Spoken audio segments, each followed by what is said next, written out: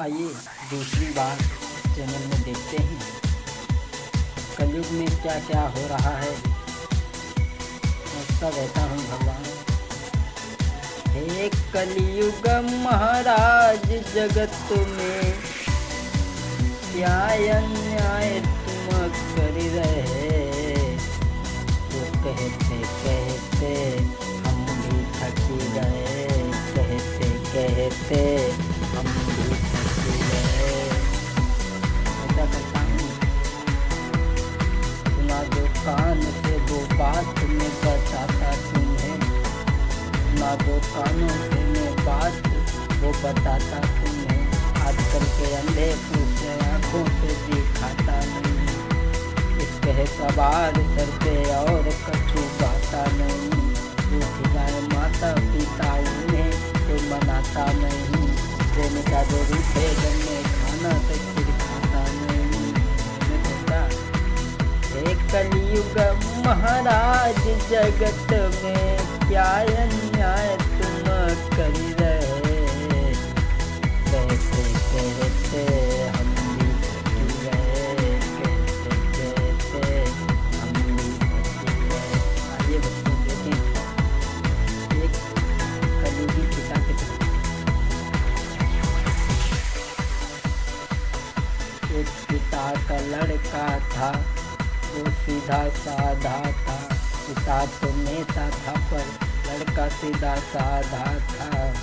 दुर्भाग्य इतना हुआ कि माँ उसके ना ही थी। माँ के मरने के बाद में बाप ने की सगाई थी। अति सुंदर बेटा की बहू घर में आई थी। दुर्भाग्य हुआ कि उस लड़के की माँ नहीं थी। माँ के मर जाने के बाद में उसके पिता ने अपने बेटा की शादी की। बड़ा ही सीधा लड़का था और बाप नेता नगरी में रहता था। एक दिन वो लड़का बाहर नौकरी करने के लिए चला गया और अपनी पत्नी से कह कर के गया, ऐसा करना हमारे पिताजी को देखते रहना, देखभाल करती रहना। कह के गया कि पिताजी को देखते रहना। पिता को देख देख बिटिया मन घबरानी। इधर वो तो चला गया, पिता ने मन में सोचा, अति सुंदर नारी है जो बने मेरी घरवाली। हाँ, बात जो मन की है वो पी के सब शराब करूँ, बने नारी मेरी जिंदगी सुधर जावे। पिता ने सोचा कि लड़का तो नौकरी पे चला गया, अब यहाँ कौन है, मैं इसे अपना लूँ। और शराब पी कर के अरे सोच विचार के वो मेरे भाई पी दारू आंगन में गए।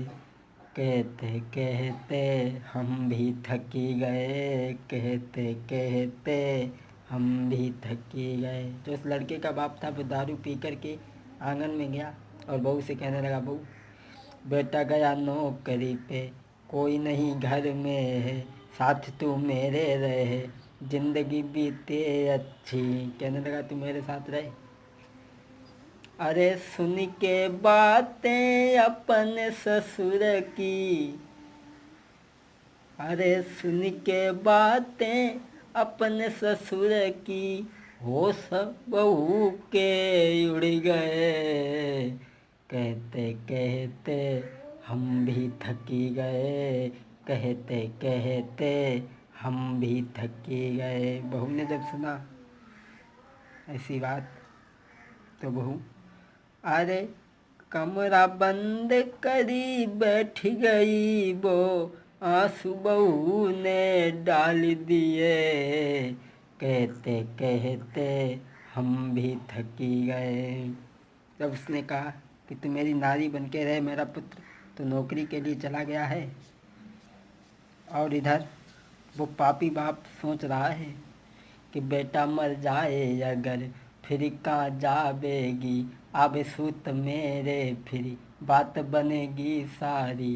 यही विचार मन में डाकू पास बुलाए हैं, धन दिया उनको और सारी बात समझा दी। नौकरी पर गया है, उसे पकड़ के मार दो, कानों कान खबर किसी को न लगने पाए। उसके पिता ने, जो लड़का नौकरी पर गया था, डाकुओं को बुलाया, उन्हें धन दिया और कहा ऐसा करो, उसे मार दो।